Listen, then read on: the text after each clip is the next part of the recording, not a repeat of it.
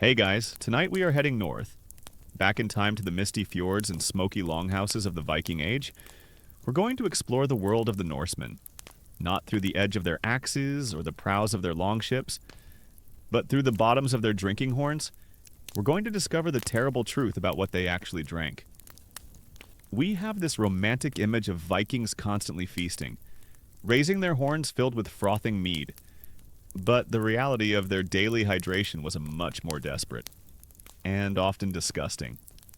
A fare dictated by a single, terrifying problem finding something, anything, safe to drink. And let's be perfectly honest. You, with your filtered water, your craft IPAs, and your artisanal kombucha, would be in a world of trouble. Your modern palate, accustomed to beverages that are not gritty, sour, or potentially contaminated with animal waste, would find the Viking Age refreshment menu to be severely lacking. You would likely complain about the water quality and then promptly die of a waterborne illness, which would prove your point, but only posthumously. So, before you get comfortable, take a moment to like the video and subscribe, but only if you genuinely enjoy what I do here. Your support is what allows me to keep the lights on and the historical deep dives coming. And, as is our tradition, I would love to see where you are all listening from tonight. Please post your city or country and the local time in the comments. It's always a joy to see our global community assembling for another journey. Now, dim the lights. Maybe turn on a fan for that soft background hum, and let's ease into tonight's journey together. Your world is a world of wood, and earth, and water. You live in a longhouse, a great smoky hall that you share with your entire extended family, nestled in a small settlement at the edge of a Norwegian fjord. The towering, dark mountains rise up behind you, their peaks often shrouded in mist. Before you lies the cold, gray, salt-flecked water of the fjord, your highway to the wider world. Your life is governed by the long, dark, and brutally cold winters, and the short, intense, and gloriously green summers. It is a hard life, but it is your life. Your every day is punctuated by a simple, fundamental need: thirst. And so, your first journey of the day is to the local water source. You take two heavy wooden buckets and walk the well-worn path from your longhouse down to the stream that tumbles down from the mountains and flows past your settlement before emptying into the fjord. The stream is beautiful. The water is crystal clear, so clear you can see every smooth gray stone on the bottom. It gurgles and splashes. A cheerful, living sound. It looks pure, it looks clean. It looks safe. And this is the great, terrible deception that governs your life. You dip your buckets into the cold, clear water, and begin the heavy journey back to the longhouse. This water will be used for everything. It will be used for boiling your morning porridge of oats and barley. It will be used for washing your hands and faces. It will be used to quench your thirst after a long day of working in the small fields or mending your fishing nets. And it may very well kill you. You have no concept of the invisible world, of the tiny creatures that can live in this beautiful, clear water. You do not know about the bacteria, the viruses, the germs. Your understanding of sickness is based on the older, more mystical beliefs and curses, in the displeasure of the local land spirits, the landvetter, or in the ill will of a neighbor. But the truth is much more mundane and much more disgusting. You look upstream, just a few hundred yards from where you are drawing your drinking water. Your family's small herd of shaggy-haired cattle are drinking from the same stream. And as they drink, they relieve themselves. They're waste washing directly into the water that is on its way to your bucket. Further up, near the edge of the forest, is the settlement's midden heap, the great pile of household garbage. Food scraps and animal bones that has been accumulating for years when it rains. A brown, foul-smelling liquid leaches from this pile and trickles its way down the slope into your stream. The settlement's latrine pit is also nearby, And its contents, too, are slowly, invisibly, seeping through the soil and into the groundwater that feeds the stream. Your homestead has running water. It's a charming little stream that runs right past the area where the goats poop. It gives the water a unique, earthy flavor. The result is that this pristine-looking water is, in fact, a contaminated soup. And you feel the effects of this constantly. Sickness is a normal part of your life. An upset stomach. A sudden bout of the flux, what future generations will call dysentery, is a common occurrence, especially among the very young and the very old. You see your own small child fall ill. One day she is fine. The next she is burning with a fever. Her body racked with painful cramps and debilitating diarrhea. You and your wife pray to the old gods. You make a small offering to the spirit of the stream. You try herbal remedies prepared by the wise woman of the village. But you do not stop drinking the water. You do not know that the very thing you are giving your sick child to quench her feverish thirst is the source of her sickness. This is the common, historical reality of every pre-modern society. Water, the most essential substance for life, was one of its greatest dangers. Waterborne diseases were a constant threat, a primary cause of the appallingly high infant mortality rates of your time. You have a simple test to see if the water is safe to drink. You drink it. If you don't die in agony a few days later, it was probably safe. It's a very direct method of quality control. Historians and archaeologists will one day debate the true severity of this problem in the Viking Age. Was the rural, low-density nature of your settlements in Scandinavia enough to mitigate the worst of the contamination?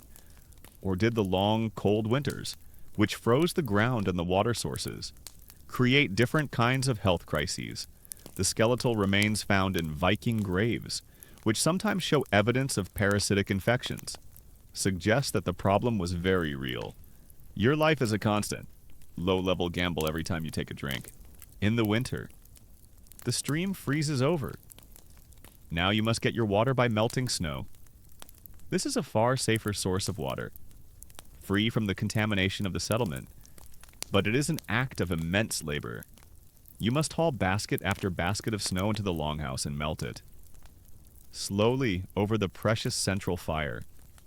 It takes a mountain of snow to produce a single bucket of water.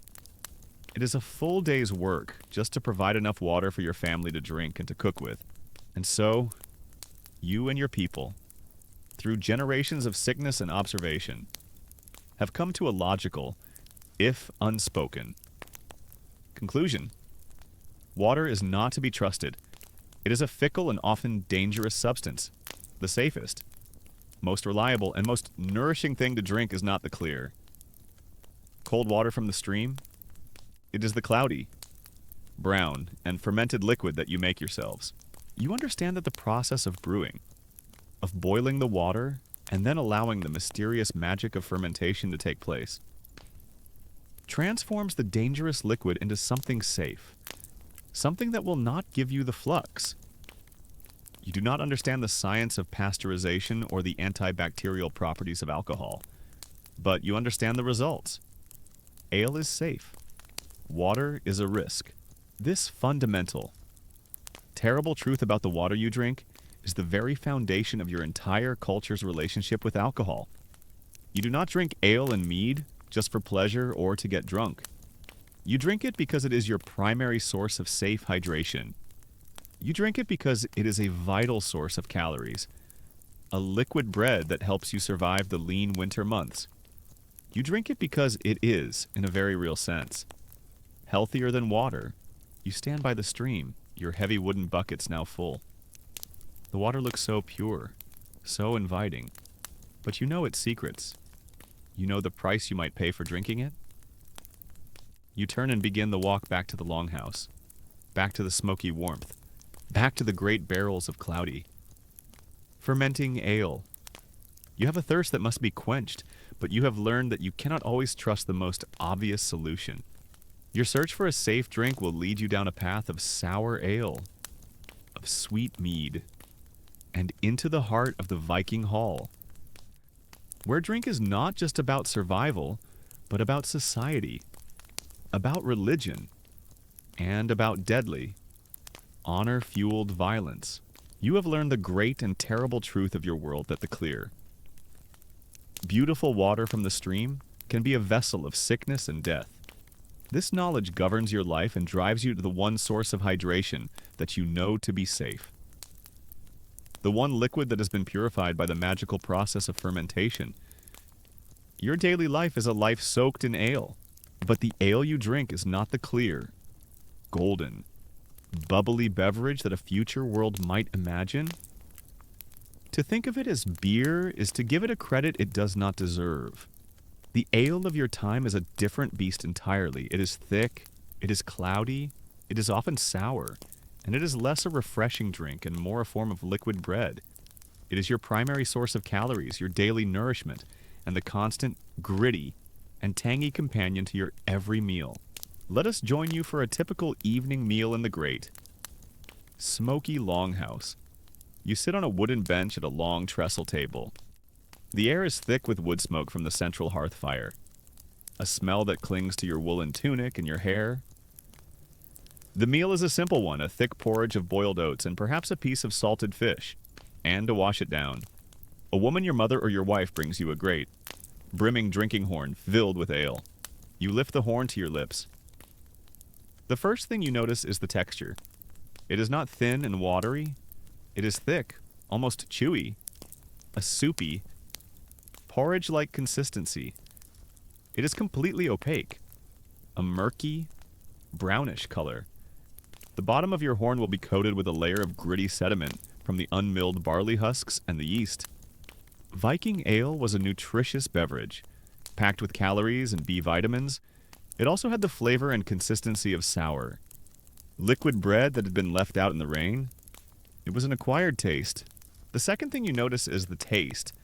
There is a foundational sweetness from the malted barley, but it is a sweetness that is always wrestling with a sharp, sour, and tangy flavor.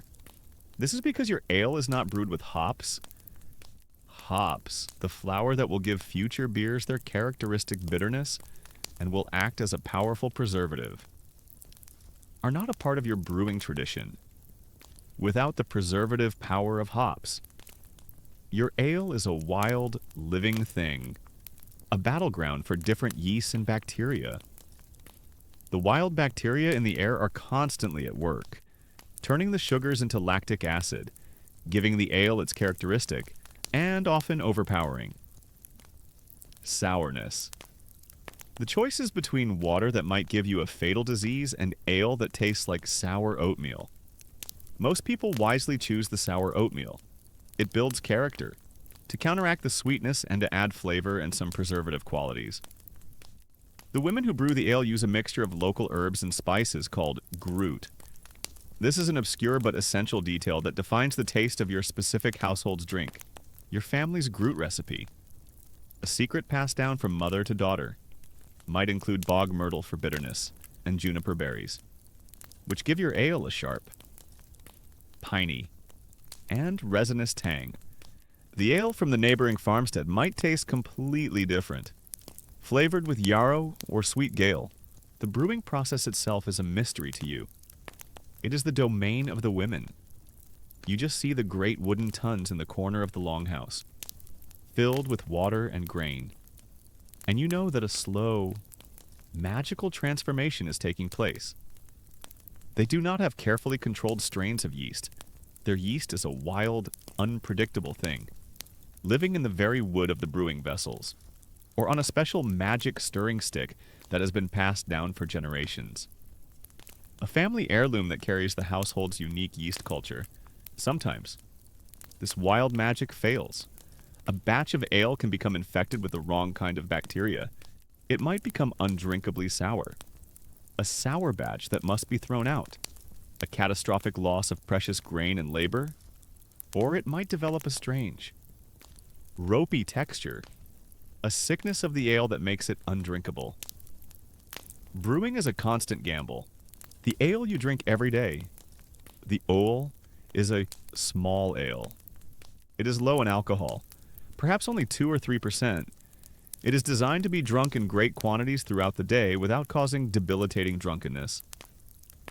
You drink it for breakfast, for your midday meal, and for your evening meal. Even the children drink it, as it is safer and more nutritious than the water from the stream. It is your Gatorade, your liquid meal replacement, and your daily hydration.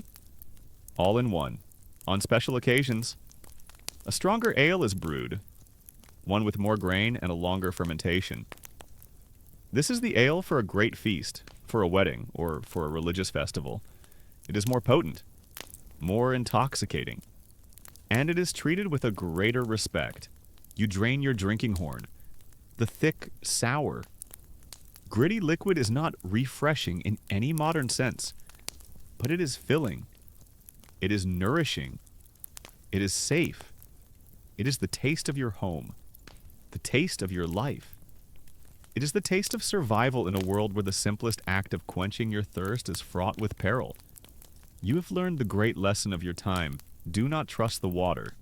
Trust the ale. Historians and archaeologists will one day debate the true nature of your daily drink. They will analyze the residues found in the bottom of ancient pots. They will argue whether your ale was a pleasant craft beverage or consistently foul sour brew. But you do not have the luxury of this debate. You only know that this liquid bread is what keeps you alive. You finish your meal. The fire in the central hearth crackles, sending sparks up towards the smoke hole in the roof. You feel a sense of contentment. You are fed. Your thirst is quenched, and you are safe in the smoky warmth of your longhouse. The daily ale is the drink of survival, the drink of the common man. But you have heard the skalds, the poets, sing their songs in the chieftain's hall, and you know that there is another drink, a legendary drink, a drink of gods and of kings. It is a drink of pure, golden sweetness and dizzying power. It is mead, and you dream of the day when you might be invited to a great feast, to taste the sweet, hazy dream that is the drink of heroes. Your life is a cycle of sour ale. It is the drink of your daily labor, the fuel for your work, the safe and steady companion to your meager meals. It is the taste of home, the taste of survival. But you have heard the songs of the skalds, the poets who sing in your Jarl's great longhouse. You have heard them sing of a different drink, a drink of legend, a drink for kings and for the gods themselves, a drink of liquid gold, of summer honey and dizzying, magical power.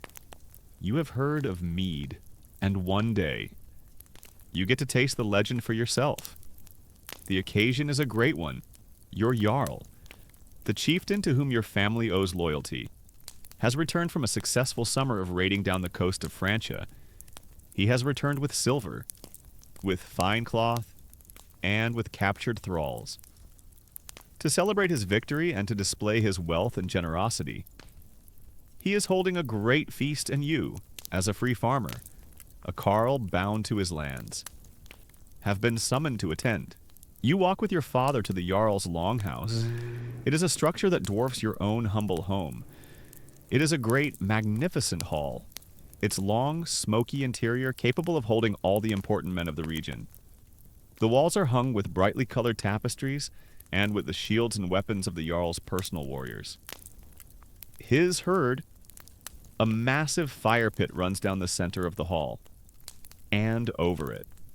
Whole pigs are roasting on spits. The smell of the dripping fat a glorious, intoxicating perfume that makes your mouth water. The hall is already crowded and loud. A great, roaring assembly of bearded, boisterous men. You find your place on one of the long wooden benches that line the tables. You are served food, more and better food than you have eaten all year. There is roasted pork, its skin crisp and salty. There is fresh bread, baked from precious wheat flour. And there is a great bowl of your familiar, sour ale. You eat and drink with a deep satisfaction. This is already a feast beyond your imagining. Then, the Jarl stands. He is a great, bear of a man, his beard braided with silver rings. He raises a magnificent drinking horn, its rim bound in polished silver. A toast, he roars, his voice silencing the hall. A toast to Odin, who gave us the wisdom for battle, and to Thor, who gave us the strength, and a toast to the riches of the south. The hall roars its approval. The Jarl's servants begin to move down the long tables.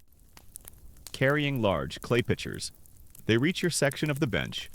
A servant takes your own simple, wooden drinking cup, and he fills it not with the cloudy brown ale, but with a beautiful, clear, golden liquid.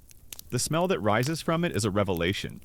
It is the sweet, fragrant, and intoxicating scent of 1,000 flowers, of a summer meadow, of pure, liquid sunshine. It is mead. Mead, you know, is a drink of immense prestige. This is a common historical fact of your age. In the cold lands of the north, honey is a rare and precious commodity. It is your only source of sweetness, a treasure that must be won from wild beehives in the forest, a dangerous and difficult task. It takes a vast amount of this precious honey, fermented with water, to create this golden drink. To serve mead, especially a mead of this quality, is a great display of wealth and power. You raise the cup to your lips, your hand trembling slightly, and you take your first sip. The taste is unlike anything you have ever experienced. It is a world away from the sour, gritty ale of your daily life. It is a wave of pure, intense sweetness, the concentrated essence of honey. But it is not cloying. It is complex.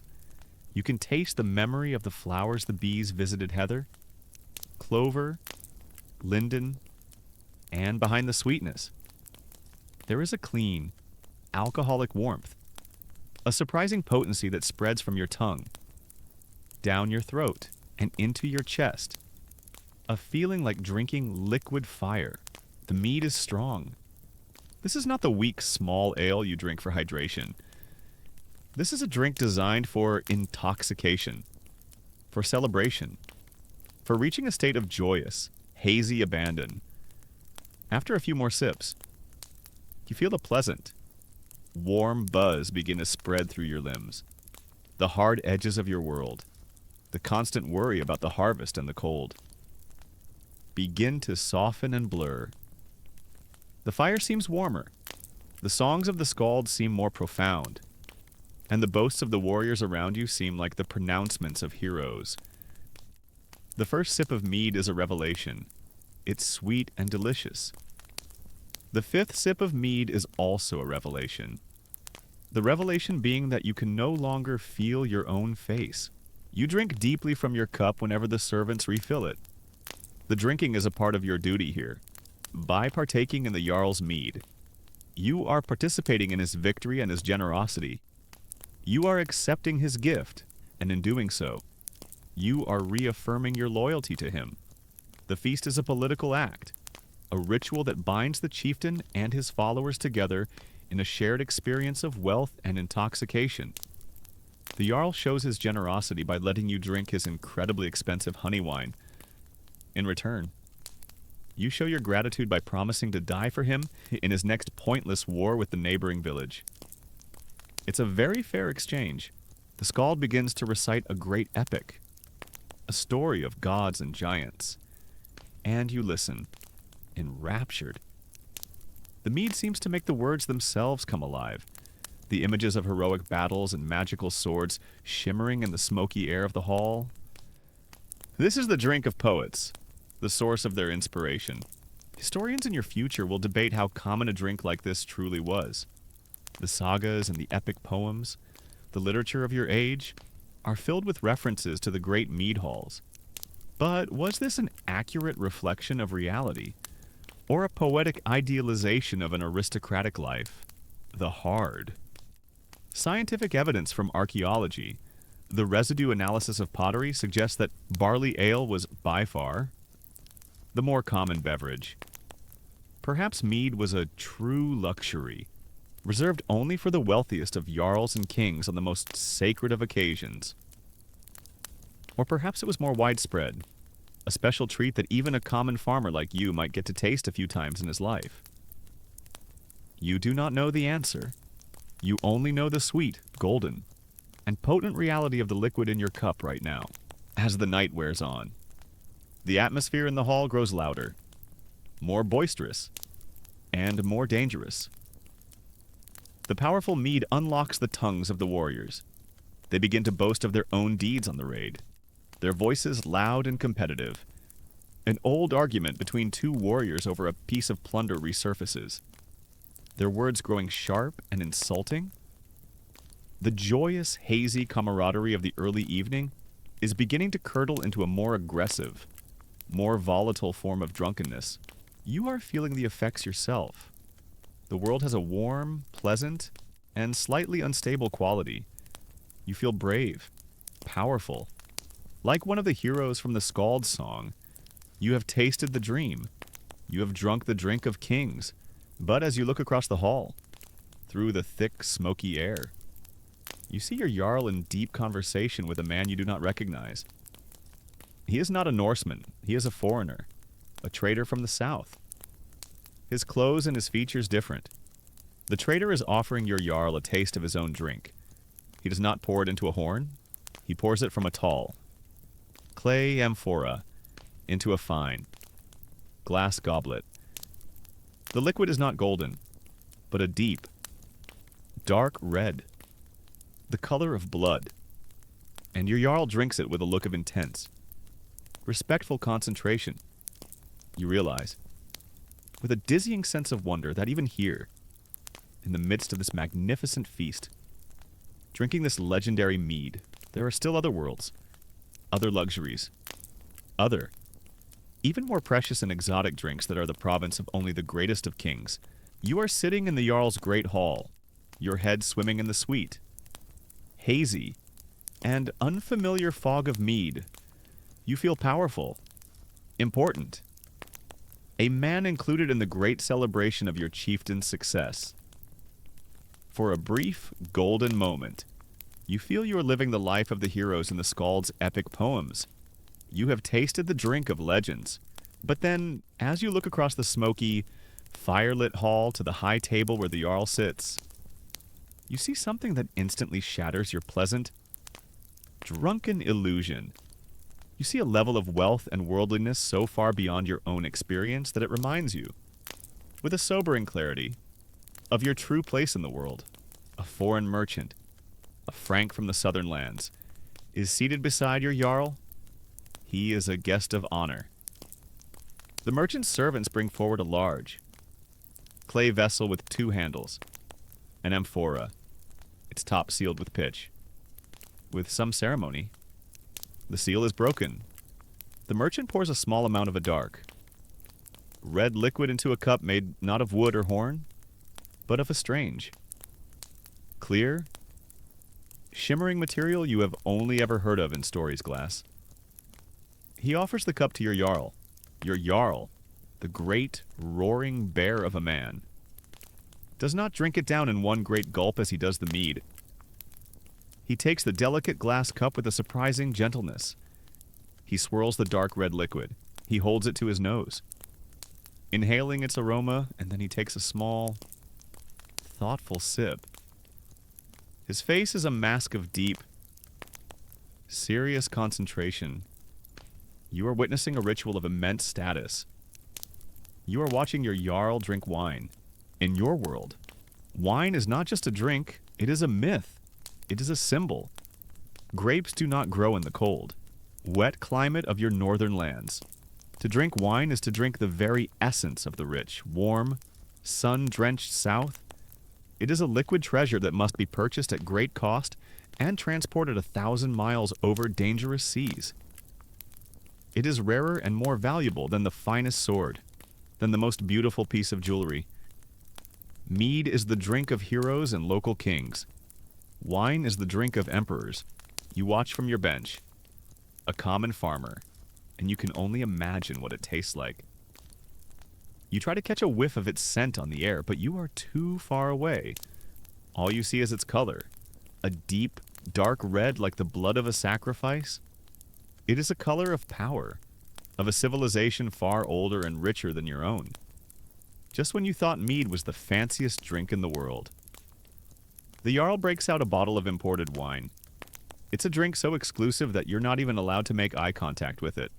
The ability of your Jarl to serve wine to an honored guest is a profound statement of his power. It tells every man in this hall that he is not just a local chieftain who raids the nearby coastlines. He is a man with far-reaching connections. He has the wealth and the influence to trade with the great merchant princes of the Frankish Empire. He is a player on the world stage, in the Viking Age. You don't show off your wealth with a fine horse. You show it off by drinking something that had to be sailed across the North Sea without spoiling. It's a much bigger flex. And what did he trade for this single? Precious amphora of wine. This is the obscure, and often dark. Secret of the northern trade. He would have paid for it with the treasures of your own land. He would have traded the finest furs, the soft, gray pelts of the Arctic fox, the rich, dark fur of the marten prized by the noble ladies of the south.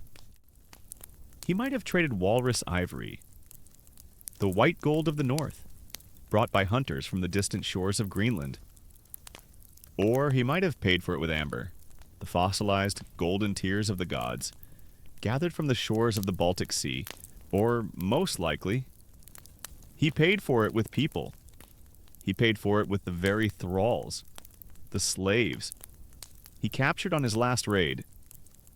The same raid you are celebrating tonight, a dozen healthy captives, sold in the great slave markets of Francia, could have easily paid for a fine shipment of wine and glass.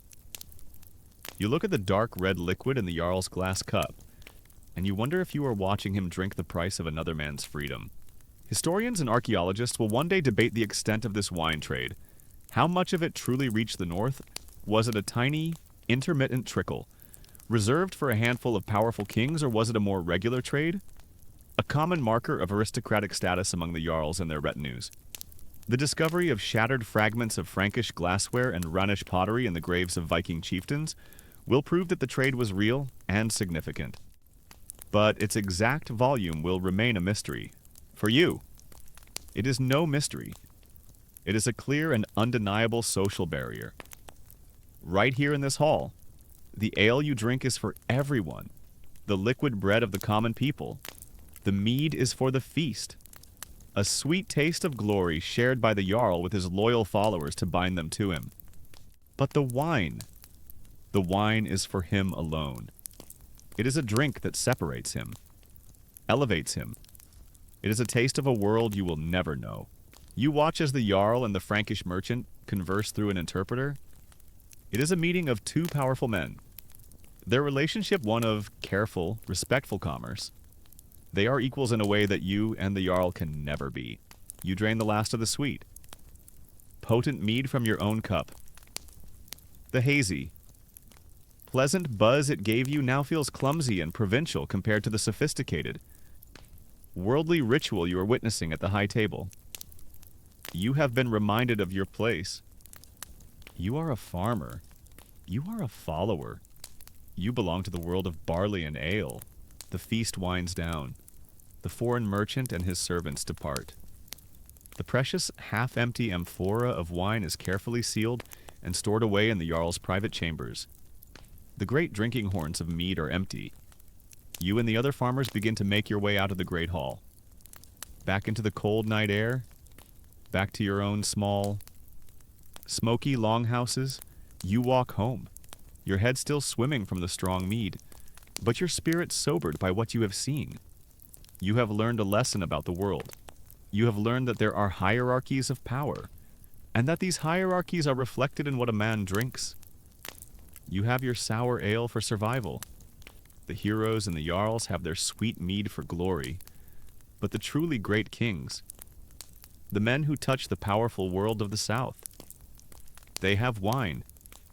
And as you walk, you think not of these grand, exotic drinks, but of the simple, humble, and far more common beverages that await you at your own hearth. The drinks of the farm, the drinks of the family, the drinks of milk and whey. The feast at the Jarl's hall is a fading, golden memory, the sweet, heady taste of the mead, the distant, ruby red glint of the imported wine, these are the flavors of another world. A world of chieftains and kings. You have returned to your own world. The world of the farmstead, where the drinks are not luxuries to be savored, but humble, necessary products of your own daily labor. You have returned to the world of milk, but the terrible truth of your dairy consumption is much the same as it is for your water and your ale. The image of a hardy Norseman drinking a great horn of fresh clean. Sweet milk is largely a fantasy in a world without refrigeration. Fresh milk is a fleeting, ephemeral gift, a ticking clock of spoilage. Your family's most valuable possessions, after your land and your longhouse, are your two shaggy-haired cows. They are your source of wealth, of status, and of vital nutrition. Every morning and every evening, it is your wife's task to milk them. She sits on a small, three-legged stool, her head pressed against the cow's warm flank, and sends rhythmic squirts of warm, frothy milk into a clean wooden bucket on a good morning, immediately after the milking. You might be granted the rare luxury of a small cup of this fresh, warm milk. The taste is rich, creamy, and sweet. It is a profound, simple pleasure, but it is a pleasure that lasts only for a moment. You have about a 2-hour window to enjoy it before it starts to develop its own personality and a taste that can curdle your teeth. The milk, if left to its own devices, will quickly sour and spoil, and so, the vast majority of the milk your cows produce is not for drinking fresh. It is destined for preservation. It must be transformed, through the slow magic of fermentation and separation, into something that will last, something that can sustain your family through the long, dark winter. Your life is a constant battle against decay, and your primary weapons are salt and souring. The simplest form of preservation is to encourage the souring you are trying to avoid. Your wife will take the bucket of fresh milk and pour it into a large clay pot, which she leaves in a relatively warm corner of the longhouse. The natural, wild bacteria in the air and in the milk itself begin their work. They consume the milk sugars, the lactose, and they create lactic acid over the course of a day or two. The milk thickens, developing a sharp, tangy, acidic flavor. This is surmjölk, or sour milk. It has the consistency of a thin, drinkable yogurt, and its sourness is a clean, sharp taste that you have grown accustomed to. You drink it from a bowl, or you pour it over your morning porridge to add flavor and substance. This reliance on soured and fermented dairy leads to a debate that will one day intrigue historians and geneticists. Was this cultural preference for sour milk purely a result of the need for preservation, or was it also a biological necessity many people in your time, especially adults, lack the ability to properly digest the lactose in fresh milk? For them, drinking a large amount of fresh milk would lead to painful cramps and digestive distress. But the process of fermentation consumes the lactose, making sour milk and cheese easily digestible for everyone. Your diet is shaped not just by your technology, but by your own biology. Another essential process for preserving the goodness of milk is the churn. Your wife spends hours working the butter churn, a tall wooden vessel called a kjørne. She pours in the cream and begins the long, monotonous task of plunging a wooden dasher up and down. Agitating the liquid, it is hard. Tiring work. But eventually, a transformation occurs. The fat globules begin to clump together. Separating from the liquid, she scoops out the clumps of rich, yellow butter. This is a treasure, a store of pure energy, of precious fat. It is kneaded and washed, and then a great deal of salt is worked into it. This heavily salted butter will now last for months, a vital source of fat and flavor for your winter diet. But the churning produces another, equally important, beverage. The thin, watery, and sour liquid that is left behind after the butter has been removed is buttermilk, or air. It is a refreshing, if intensely tangy, drink. Nothing is wasted. The most important transformation of all is the making of cheese. using rennet, a substance taken from the stomach lining of a calf. Your wife curdles the milk. It separates into the solid white curds and the thin, watery, greenish-yellow liquid whey, which the Norse call sira. The curds are drained, pressed, salted, and then left to age, becoming the hard, dry, and intensely salty cheese that will be a cornerstone of your winter diet. And the whey is not discarded. This obscure but vital liquid is one of the pillars of your household economy. It is collected in a great wooden barrel that sits in the corner of the longhouse. A barrel that is never fully emptied.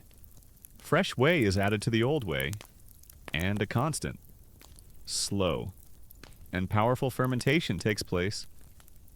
The whey becomes incredibly sour, acidic enough to act as a preservative in its own right. You don't waste anything here in the sour, watery stuff left over from making cheese. That's not waste, that's tomorrow's sports drink and a pickling brine for the winter's meat. It's all about upcycling. You drink this sour whey, sometimes mixed with water to cut its intense acidity. It is a sharp, strange, but strangely refreshing beverage. But its most important use is for preservation. In the autumn, when you might slaughter a sheep or a pig, pieces of the meat are submerged in the great barrel of sour whey. The acidic environment pickles the meat, preserving it from rot, allowing you to have a small taste of meat in the deep midwinter. And so, your entire relationship with dairy is one of transformation. You take the sweet, pure, and ephemeral gift of the cow, and you turn it, through churning and curdling and souring, into something durable, something lasting, something that can see you through the darkness. You sit down to your evening meal. There is a piece of hard, salty cheese. There is a thick slice of coarse barley bread, spread with the rich, salty butter you churned last week, and in your cup is a measure of thick, sour milk. It is a meal of sharp, tangy, and powerful flavors. It is a world away from the sweet mead of the Jarl's Hall. But it is the taste of your life. It is the taste of your own hard work, of your own ingenuity, and of your family's resilience in a harsh and unforgiving world. It is the taste of survival. You have tasted the drink of Jarls and the drink of kings. You have returned from the great feast with the memory of sweet mead and the phantom scent of exotic wine lingering in your mind. But these are the drinks of another world, a world of power and wealth. Your world, the world of the longhouse and the farmstead, is built on a foundation of more humble, more essential, and far more difficult to produce beverages. You have learned that the ale you drink every day is your shield against the sickness that can lurk in the water. But you have likely never considered the immense labor and the strange, uncertain magic that goes into its creation. In your world, the brewing of ale is a woman's work. It is a domestic art, a form of household magic, passed down from mother to daughter. It is the domain of the husfreyja. The lady of the house, you as a man, are simply the consumer, the beneficiary of her skill and her labor. You watch her at her work, a process that is as fundamental to the survival of your family as the planting of the barley itself. The process begins not with liquid, but with the hard, dry barley grains saved from the harvest. The first step is to trick the grain into thinking it is time to grow. Your wife takes a large portion of the barley and soaks it in wooden troughs, filled with water from the stream. For a day or two, the grain steeps, absorbing the moisture, until the tiny, dormant seed within begins to awaken. You then see her spreading the wet grain on the floor of the longhouse, in a clean, swept area near the fire, here, in the warmth. The grain begins to sprout. Tiny white shoots emerge from the end of each kernel. This process, the malting, is a crucial one. It is converting the hard, indigestible starches within the grain into the simple sugars that the magic of fermentation will later feed upon. Once the shoots are the right length, the process must be stopped, or the growing seed will consume all the sugar for itself. The sprouted grain is gathered up and dried. This is often done over the central hearth fire, on a perforated screen made of hide. The wood smoke from the fire permeates the drying grain, imparting a smoky, earthy flavor that will carry through to the final brew. When the malted grain is perfectly dry, it must be crushed. Your wife uses a small, stone quern, a hand mill, the same kind she uses for making flour for your bread. It is a slow, laborious process, turning the heavy stone by hand, crushing the malt into a coarse, gritty flour called grist. Now begins the brewing proper. A great iron cauldron is hung over the main fire, and it is filled with water. As the water heats, your wife begins to stir in the smoky, coarse grist. She uses a special tool for this, a long wooden paddle, often with holes drilled in it to help with the mixing. This is the mashing. The hot water activates the enzymes in the malt, which now transform the last of the starches into a sugary liquid. The result is a thick, sweet, and fragrant porridge known as the wort. It smells like a baker's shop, a comforting, sweet, and bready aroma that fills the entire longhouse. The wort is then boiled for a long time. This is a vital step. Though you do not understand the science of it, you only know it is part of the tradition. This boiling sterilizes the wort, killing off many of the unwanted wild bacteria and yeast that could spoil the brew. It is also at this stage that the flavorings are added. Your wife goes to her collection of dried herbs, the groot. She adds a handful of crushed juniper berries for a sharp, piney bite, and some bog myrtle, a common marsh plant, for a balancing bitterness. For a guinea, after boiling, the hot, sweet wort must be cooled. It is ladled into a large, shallow, open-topped wooden tun. And now comes the most mysterious and magical part of the entire process, the fermentation. You have no knowledge of yeast as a living organism. You only know that if you leave this sweet, sugary liquid open to the air, a kind of magic will happen. A power, an invisible spirit of the air, will descend upon the wort and begin to consume it, transforming the sweetness into the sharp, intoxicating spirit of the ale, to encourage the right kind of magic. Your wife relies on a secret weapon. It is a simple wooden stick, a stirring paddle that has been in her family for generations. It is carved with runes and symbols of good fortune. This is the magic stick. After stirring a successful batch of ale, the stick is never washed clean. It is simply allowed to dry. In its cracks and pores live millions of dormant yeast cells, the descendants of the yeast from 100 previous batches. It is a living heirloom, a direct physical link to your ancestors, carrying your family's unique house flavor. The secret to your family's unique ale is a magic stick that hasn't been properly washed in about 200 years. It's teeming with a rich cultural heritage of yeast and bacteria. Your wife takes this sacred stick and stirs the cooled wort with it, waking up the ancestral yeast and introducing it to its new feast. The tun is then covered with a cloth, and you all wait for a day or two. Nothing happens. This is a time of some anxiety. Did the magic work? Then you see it. A few. Small bubbles begin to rise to the surface. A thin, creamy foam, a krausen, begins to form, and you hear a soft hissing. Bubbling sound? The wort is alive. It is working. The magic is afoot for the next few days. The fermentation will be vigorous, the great tun bubbling and frothing like a witch's cauldron. But the magic is wild and unpredictable. Sometimes it fails. A batch might not start fermenting at all. A stuck fermentation that leaves you with nothing but a barrel of sweet. Spoiled barley water, a terrible waste. Or worse. The wrong kind of invisible spirits might take hold. Certain bacteria can turn the entire batch into a sour, undrinkable vinegar. You have seen your wife weep with frustration over a great ton of barley that has been ruined in this way. Experimental archaeologists of the future will attempt to replicate your brewing methods. They will debate the consistency, the alcohol content, and the flavor of your ale, they will conclude that what your wife is doing, through a combination of tradition and what seems like magic, is actually a surprisingly effective, if not always reliable, form of wild fermentation, with the magic stick acting as a primitive yeast starter. After several days, the vigorous bubbling subsides. The fermentation is complete. The ale is now ready. It is carefully ladled from the fermenting tun into smaller wooden barrels for storage and for serving. The first cup of a new batch is always a moment of mild suspense. Is it a good batch? Is it too sour? Is it weak? You take a drink of the fresh, new ale. This time, the magic has worked.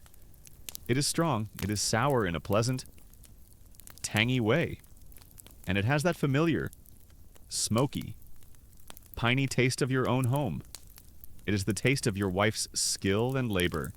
You look at her, her face smudged with soot from the fire, her arms strong from hauling water and stirring the heavy mash, and you feel a sense of profound appreciation. You understand that the simple, humble cup of sour ale in your hand is not simple at all. It is the product of a long, difficult, and uncertain process. A domestic art form as complex and as vital as any craft practiced by men. It is the magic that transforms the hard-won grain from your fields into the safe, nourishing and life-sustaining liquid that is the very foundation of your existence. You have learned to appreciate the simple, sour drinks of your own hearth. The daily ale is your shield against sickness, the fermented dairy your bulwark against hunger. But the life of a Norseman is not just one of quiet farmstead survival. You are part of a community, a network of loyalty and obligation that extends from your small farm to the great longhouse of your local chieftain, your Jarl. And it is in his hall, during a great feast, that you experience the true social power of drink, a force that can build kingdoms and shatter lives over a single shared horn of mead. You are once again in the Jarl's great hall. The air is thick with the smoke of the roaring fire and the smell of roasting pork. The initial, formal stages of the feast are over, and the serious drinking has begun. This is the sumbul, the most sacred and important of all the drinking rituals. It is here, in the hazy, firelit camaraderie of the hall, that the business of your society is truly conducted. A great drinking horn, made from the curved horn of an immense aurochs and tipped with silver, begins its journey around the benches. This is a common historical fact of your time, this communal drinking from a single. Great vessel is a key part of forging social bonds. As the horn is passed to you, you take it in both hands. It is heavy and warm from the man who held it before you. You drink deeply of the strong, sweet mead, and then you pass it to the man on your other side. In this simple act, you have reaffirmed your connection.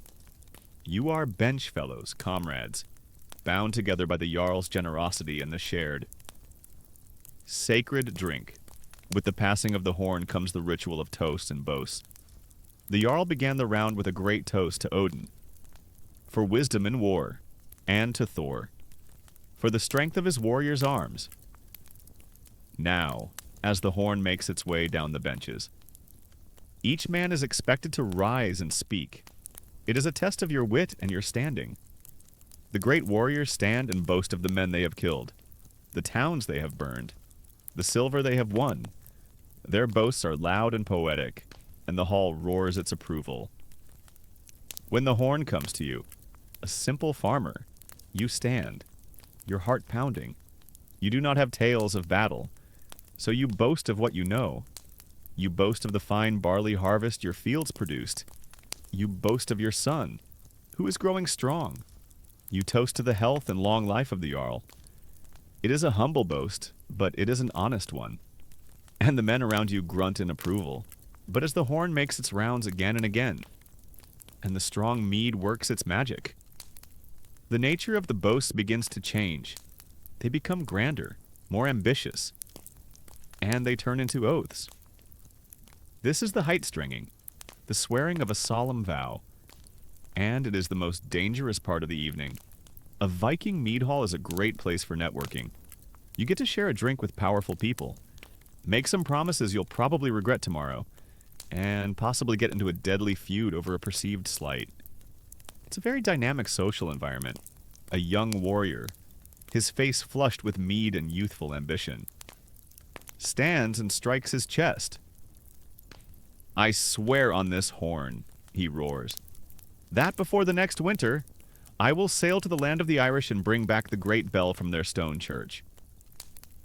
A massive cheer erupts.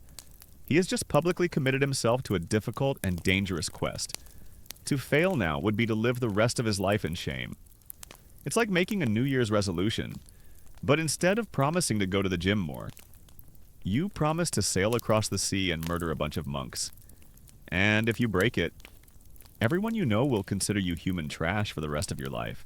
The horn is passed from man to man, each toast and oath binding the group more tightly together, weaving a web of loyalty and obligation around the Jarl who presides over it all. The woman who fills and serves this sacred horn is often the Husfreyja herself. The Jarl's wife, she is not a mere servant. She is a figure of immense prestige, a peace weaver whose role is to preside over this ritual. Her presence a symbol of the harmony and community being forged here. Her graceful movement as she carries the great horn is as much a part of the ritual as the drinking itself. But you know that this alcohol-fueled harmony is a fragile, volatile thing. The same mead that loosens tongues for boasting and oath-swearing also loosens them for insults. And in your honor-obsessed culture, a single, poorly chosen word can be as deadly as a sword thrust. You watch as two older warriors, men who have been rivals for years, begin a senna, a ritualized exchange of insults. It starts as a kind of verbal sparring, a contest of wit. "I see your new sword, Gunnar." The first man, Bjorn, says, his voice thick with sarcasm, "It is very shiny. Did you polish it with the tears of the men who fled while you hid behind the shield wall?" The hall grows quiet. This is more than a joke. It is a direct challenge to Gunnar's honor. Gunnar rises slowly to his feet, his face a dark cloud. "My sword is shiny with the blood of better men than you, Bjorn." He spits back. "And my shield was busy protecting the back of a certain man who was too drunk on fear to stand his ground." A friendly debate between two warriors can quickly escalate. It usually starts with, "Your beard looks silly," and ends with, "I will use your skull as my new favorite cup." Communication skills are very important. The insults become sharper, more personal, more venomous. They insult each other's courage, each other's manhood, the fidelity of each other's wives. With each insult, the tension in the hall ratchets up. You can feel it. A physical thing in the smoky air. The Jarl watches, his expression unreadable. To intervene would be to suggest his men cannot handle their own honor. To let it continue is to risk a bloodbath at his own feast. Historians will one day debate the reality of these scenes. So common in the sagas you listen to, was every feast a high-stakes drama of life-and-death insults and world-altering oaths? Or were the sagas written for an aristocratic audience, simply focusing on the most dramatic and exceptional moments? While most feasts were more mundane affairs you do not know, you only know that the air in this hall is now as sharp and as dangerous as a razor's edge. Bjorn delivers the final, unforgivable insult. "The only thing you have ever slain with that sword, Gunnar, is your own honor. That is enough." Gunnar lets out a roar of pure rage. The table in front of him is overturned. In a single, fluid movement. The great sword that was leaning against the wall is in his hand. Bjorn, equally fast, draws his own weapon. The joyous feast has, in the space of a few heartbeats, curdled into a moment of imminent, deadly violence. The two men, their faces contorted with mead-fueled rage, are circling each other in the center of the hall, their swords held ready. The skald has stopped his song. The men have fallen silent. The only sound is the crackling of the great central fire. its light glinting off the two polished blades. You, the common farmer, who came here to celebrate and to honor your Jarl, are now a terrified spectator, about to witness just how quickly the sweet dream of mead can turn into a nightmare of blood. The air in the great hall is thick with mead and boasts. Two warriors, Gunnar and Bjorn, stand in the space cleared by the overturned tables, their swords drawn, their faces flushed with drink and rage. The joyous feast has curdled. The sumble, the sacred ritual of brotherhood, has become a prelude to a blood feud. The entire hall has fallen silent, 100 drunken men suddenly sobered by the terrible reality of what is about to happen. You watch, frozen on your bench, a piece of half-eaten pork still in your hand. The Jarl, on his high seat, does not move. He makes no motion to stop them. His face is a grim, unreadable mask. To intervene now would be to declare that his men lack the honor to settle their own disputes. It would be an insult to both of them. He must let this play out. This is the terrible etiquette of your world. The fight is not the disciplined, shield wall combat of a battlefield. It is a drunken, furious, and clumsy brawl with deadly weapons. The men are fueled by a quart of strong mead, which makes them powerful but reckless. They swing their heavy swords with a wild abandon, the steel blades ringing against each other in the firelit hall. Gunnar, the larger of the two, charges forward with a roar, his shield held high. Bjorn, quicker on his feet, sidesteps the clumsy charge and brings his own sword down in a vicious arc, a blow that splinters the top of Gunnar's shield. They come together in a crashing, grunting lock, their bodies straining against each other, their swords held fast. They are too close to swing effectively. They are now wrestling, two great, sweating beasts, their hands gripping each other's sword arms, their faces inches apart, spitting curses. The crowd of warriors watches in absolute silence, their mead forgotten. This is not entertainment. This is a matter of honor. A deadly serious affair. You have heard the stories in the sagas, the epic poems your people love, of such fights. But to see one happen, here, in the middle of a feast, is a terrifying thing. The sagas, you realize, often leave out the smell of the sweat, the sound of the ragged, desperate breathing, the sheer, clumsy ugliness of it all. The two men break apart. Gunnar is bleeding from a cut on his forehead where Bjorn's shield boss caught him. He wipes the blood from his eyes with the back of his hand and bellows with rage. He swings his sword wildly. He is fighting with pure anger now, his skill lost in a red mist of mead and wounded pride. Bjorn, though also drunk, seems the more focused of the two. He gives ground, parrying Gunnar's wild blows, waiting for his opening. And then it comes. Gunnar overswings, leaving himself open for a fatal half-second. It is all Bjorn needs. He lunges forward, not with a swing, but with a quick, brutal thrust. The point of his sword goes deep into Gunnar's unguarded side. Just below the ribs, Gunnar stops. He looks down at the sword protruding from his own body with a look of profound, almost comical, surprise. He makes a soft, gurgling sound. Then he sways on his feet and collapses sideways, crashing into the embers of the great central fire, sending a shower of sparks and smoke up into the rafters. A stunned, absolute silence descends upon the hall. The fight is over. One of the Jarl's finest warriors lies dead, his blood hissing on the hot coals. The joyous feast has ended in a bloody brawl. Bjorn stands over the body of his rival, panting, his sword dripping.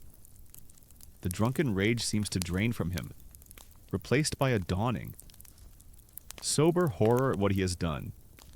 He has answered an insult to his honor, but he has also done a terrible thing. He has killed a man in his own Jarl's hall. This is a crime far greater than simple murder.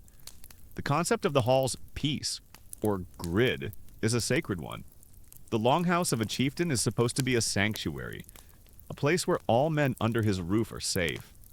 To draw a weapon and shed blood here is a profound violation of that sanctuary, a direct and unforgivable insult to the Jarl's authority and his honor. The Jarl finally rises from his high seat. His face is like a thundercloud. He walks slowly from the dais and stands before Bjorn. He does not speak for a long time. He simply looks at the dead man in the fire, and at the man who killed him. You have defended your honor, Bjorn. The Jarl says at last, his voice a low, dangerous rumble. And in doing so, you have filled my hall with the stink of death and my heart with sorrow. You have broken my peace. You have dishonored my house. He raises his voice so all can hear. I declare you, Bjorn, to be Utlager, an outlaw. You are no longer under my protection. You are a wolf's head, a man without law. Any man may kill you without punishment. Your property is forfeit. Your name is to be cursed. Leave my sight. Leave this land. If you are found here after sunrise, your head will be set on a spike at my gate. It is a sentence of social death, a fate almost worse than a quick execution. Bjorn, his face ashen, drops his sword. He does not speak. He simply turns and walks from the hall, out into the cold darkness. A man who now has no home, no friends, no future. The feast is over. The body of Gunnar is pulled from the fire by his kinsmen. The guests, including you and your father, begin to file out of the hall in a grim, silent procession. The air, which a few hours ago was filled with laughter and song, is now thick with the smell of spilled mead, spilled blood, and broken oaths. You walk home under the cold. Distant stars. The sweet mead in your belly now feels like a sour poison. You have seen the dark side of the warrior's life. You have seen how the culture of honor, fueled by strong drink, can turn brothers into killers in the blink of an eye. You have learned that the same intoxicating beverage that seals the bonds of loyalty can also fuel the feuds that tear them apart. You return to your own quiet, smoky longhouse. You look at the simple barrel of sour ale your wife has brewed. It is a humble drink, a drink of survival, not of glory. It will never inspire a man to swear a great oath or to compose a great poem. But it will also never cause a man to draw his sword on his brother in a drunken rage. You have learned a terrible truth about the drink of the gods. It is also the drink of death, you realize, with a newfound appreciation for your own simple life. That some dreams are best left to the heroes in the sagas. You have witnessed the dark side of the mead hall. The way that strong drink and a fragile sense of honor can turn a joyous feast into a scene of bloody violence. You have returned to your own longhouse with a new appreciation for the simple, safe, and sour ale that is the staple of your quiet life. But to think that drinking in your world is only about survival or social politics is to miss its deepest and most powerful purpose. You are about to learn that drinking can also be an act of worship. The occasion is the great midwinter feast, the Joel or Yule. This is the darkest, coldest time of the year. The sun is a weak, pale ghost in the southern sky, and the nights are immensely long and cold. It is a time of fear, when the spirits of the dead are said to walk the earth and the forces of chaos and darkness are at their strongest. It is a time when you and your community must come together to perform the holy rituals that will strengthen the gods. Persuade the sun to return and ensure the survival of the world. You and your family make your way once again to the Jarl's great longhouse. The atmosphere is different from the last feast. It is still a celebration, but it is imbued with a deep, religious solemnity. The hall is decorated with evergreen branches, a symbol of life's endurance in the face of winter's death. In the center of the hall, near the great fire, a temporary altar of stacked stones, a herger, has been erected. The ceremony is the blot. The great sacrifice to the gods. This is the most important religious ritual of your people. The Jarl, who is not just your chieftain, but also your goatee, your priest, presides over the ceremony. Today, the sacrifice will be a great wild boar, an animal sacred to the god Freyr, the god of fertility and prosperity, whose favor you seek to ensure a good year to come. The boar, its bristles decorated with ribbons, is led into the hall. It is a magnificent, powerful creature. The Jarl raises a ceremonial axe. He chants a long invocation to Friar, his voice echoing in the suddenly silent hall. Then, with a single swift blow, he kills the animal. Its blood, the sacred life force, is collected in a large bronze bowl. The hlautboli, this blood is the central element of the ritual. The Jarl takes up a bundle of evergreen twigs. The hlautine dips it into the warm blood and begins to sprinkle it. He sprinkles the altar. He sprinkles the carved wooden idols of the gods Odin with his single eye, Thor with his hammer, and the fertile Freyr that stand in a place of honor. And then he walks through the hall, sprinkling the blood on the walls and on the people themselves, a fine spray of the warm. Sacred blood lands on your own face and tunic. The feeling is a strange mixture of the primal and the holy. You have been marked. You have been consecrated. You are now a part of the ritual, bound to the gods by the life force of the sacrificed beast.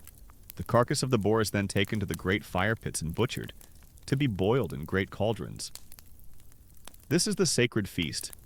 You are not just eating a meal, you are sharing a meal with the gods themselves, partaking of the very animal that has just been offered to them. But the most crucial part of the communion is the drink, a special, strong ale, brewed specifically for this ritual and consecrated by the Jarl, is brought out. The great drinking horn is filled, and the formal, sacred toasting, the full, begins. The Jarl takes the first horn. He raises it high. A toast to Odin, he roars, for victory in battle and wisdom for the kings. He drinks deeply, then passes the horn to the most honored warrior at his side. The horn makes its way around the hall, and as each man takes it, he makes his own toast. To Thor, another man shouts, for the protection of our homes and the strength of our arms. To Friar shouts another, for a good harvest, for peace, and for the fertility of our wives and our fields. When the great horn comes to you, you take it with reverence. The ale inside smells different, richer than your daily brew. You stand. To Njördur, you say, your voice clear. For safety on the sea and for full nets. You drink, and the strong. Sacred ale feels like a fire in your belly. The intoxication that begins to creep over you is not the rowdy drunkenness of a simple party. It is a form of religious ecstasy, a way of opening your mind and spirit to the presence of the gods who are feasting here with you. In the Viking Age, achieving a state of religious ecstasy often involves getting extremely drunk on consecrated ale in a smoky hall. It's a powerful spiritual experience. The drinking continues. Toast after toast, horn after horn. The meat from the sacrificed boar is served, and you eat your fill. The atmosphere in the hall is one of profound, communal power. You are not just a collection of individuals. You are a single people, united in your worship, your feasting, and your drinking. You are reaffirming your bonds with each other and with the gods who protect you. The Jarl might use this sacred moment to perform other binding rituals. You watch as he calls a young warrior forward. The warrior is to be sworn into the Jarl's personal retinue. His herd, he must swear a great oath of loyalty. To seal this oath, the Jarl has a great, heavy silver arm ring, a sacred bogger, which is first dipped into the bowl of sacrificial blood. The young warrior places his hand upon this bloody ring and swears his life to the Jarl, an oath sworn in this manner, over the blood of the sacrifice, is the most powerful and unbreakable bond in your world. Historians in your future will debate the darker side of your religion. They will read the accounts of foreign missionaries, like Adam of Bremen, who wrote of great sacrifices at the temple in Uppsala in Sweden, where not just animals, but men were said to be hung from the trees of a sacred grove as offerings to the gods. They will debate whether these stories were Christian propaganda designed to demonize your faith, or if human sacrifice was a real, if rare, part of your religion. reserved for the most desperate of times, Roy. But here, tonight, in your Jarl's Hall, the sacrifice is an animal, and the ritual is one of life and community, not of death. The night wears on. You are full of sacred pork and strong, consecrated ale. The hall is a warm, smoky, hazy haven against the grate. Cold darkness of the winter night outside, you feel a deep and powerful sense of belonging. You look at the Jarl, your chieftain and your priest, and you feel a profound loyalty. You look at the other farmers and warriors on the benches around you, your brothers, and you feel a deep connection. And you look up at the smoke-blackened rafters of the great hall, and you feel the presence of the gods themselves, feasting and drinking with you. You have learned the final, terrible truth about the drinks of your time. Water can kill you. Your daily ale is for survival. The meat of the feast can lead to glory or to death. But this sacred ale drunk in the midst of the blot, this is something else entirely. It is a drink that does more than quench your thirst or lift your spirits. It is a drink that connects you to your community, to your past, and to the very gods who forged your world. It is a communion. It is prayer in a liquid form. The great midwinter blot is over. The fire in the Jarl's Hall has died down to embers, and the gods have been appeased. You have returned to your own longhouse, your head still swimming with the potent, sacred ale, your mind still echoing with the chants and the oaths. You have seen the many faces of drink in your world. You have come to understand its power. The years pass. The seasons turn. You grow from a young farmer into a man, and then into an old man, a grandfather. Your life is a long story, and the chapters of that story can be measured in the things you have drunk. You sit now on a bench outside your longhouse in the gentle sunlight of a late summer afternoon, and you reflect on the long, thirsty journey of your life. You look at the clear, beautiful stream that still tumbles down from the mountains. You see your own grandchildren splashing in its shallows, and you remember the fear. You remember the seasons of the flux, the mysterious stomach ailments that would sweep through the settlement, taking the very young and the very old. You remember the terror of giving your own feverish child a cup of this beautiful, clear water, praying that it was a cure and not the cause of the sickness. You learned that day the first terrible truth: water, the source of all life, can be a poison. So you turn your gaze to your own home, to the great wooden barrel that stands in the cool shade just inside the door. You know it is full of the cloudy, sour ale that your daughter-in-law has just brewed. This has been the drink of your life, your daily bread. It is the safe drink, the nourishing drink, but it is also the drink of a life of toil. It is the taste of mediocrity. It is a constant, gritty reminder of your station, so different from the fine, golden mead of the Jarl's Hall. The ale is a shield against the poison in the water, but it is a heavy, dull shield. And to carry it is to accept a life without sweetness. Your mind drifts back to the smoky, roaring hall of your chieftain. You can almost taste the mead, that glorious, honey-sweet drink of heroes. You remember the warmth that spread through your body, the feeling of courage and camaraderie it inspired. But then you remember the end of that feast. You remember the flash of steel in the firelight. You remember the body of Gunnar collapsing into the hearth. You remember the look on Bjorn's face as he was declared an outlaw and cast out into the wilderness. The mead was the drink of glory. Yes, but it was also the poison of pride. The fuel for a culture of honor so rigid and so brittle that it could shatter into deadly violence over a single, drunken insult.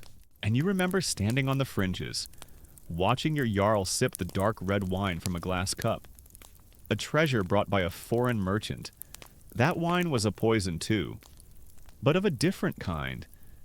It was the poison of ambition. of a world so far beyond your own that its very existence served as a constant, quiet reminder of your own smallness. It was the drink that reinforced the great, invisible walls of your society, separating the kings from the heroes, and the heroes from the common men like you. Every drink, you realize, carries its own danger. Your entire life has been a navigation of these different poisons, a constant calculation of risk. This is the final, terrible truth of what you drink. There is no perfectly safe choice. There is only the unending choice of your poison. Historians and sociologists will one day debate the nature of your society. They will ask if your culture's reliance on alcohol created its famous warrior ethos, its aggression, and its honor-fueled violence. Or did a society already defined by risk and hardship naturally create a drinking culture that reflected those same values? You do not know. You only know that life here is a constant struggle, and a man needs a strong drink to face it. Your grandson, his face flushed from playing, runs up to you. "Grandfather," he says, "I am thirsty." You look at him, at his bright, clear eyes, at his sturdy young body, and you are faced with the choice that has defined your entire life. Do you send him to the stream, to the beautiful, clear, and treacherous water, or do you lead him into the longhouse, to the barrel of sour, gritty, but safe? Ale, you smile, a slow, weary smile. You rise on your old, aching legs. "Come, child," you say. "Let's get you a cup of something proper to drink." You lead him into the smoky darkness of the longhouse. You take a wooden cup, dip it into the barrel, and hand him his first real taste of the drink of his people. It is the taste of survival. It is the taste of his heritage. And it is the taste of his own lifelong, unending choice of poisons. The cycle continues. Cool down. And so, the old Viking sits with his grandson, passing on the hard won, bitter wisdom of his age. Let the image of the smoky longhouse, the taste of the sour ale, and the memory of the cold northern sea begin to fade away. The world of the Norsemen, a world of beautiful sagas and brutal realities, recedes into the great, quiet hall of the past. His story is told. Bring your awareness back to the gentle comfort of your own bed. In the quiet of your own room, feel the simple, profound luxury of your own life. You can turn on a tap and drink clean, safe water without a moment's thought or fear. The drinks you enjoy are for pleasure, for taste, for simple refreshment, not part of a constant, life or death negotiation with a dangerous world. Let the knowledge of that past hardship deepen your appreciation for your present peace. You are not at a smoky feast, bound by oaths and the threat of violence. You are in your own sanctuary, a place of true safety and rest. The only duty you have now is to let go. Let go of the story. Let go of the day. Let your thoughts soften and your body grow heavy. And allow the quiet, peaceful darkness to be your own safe harbor. As you drift into a deep and restorative sleep,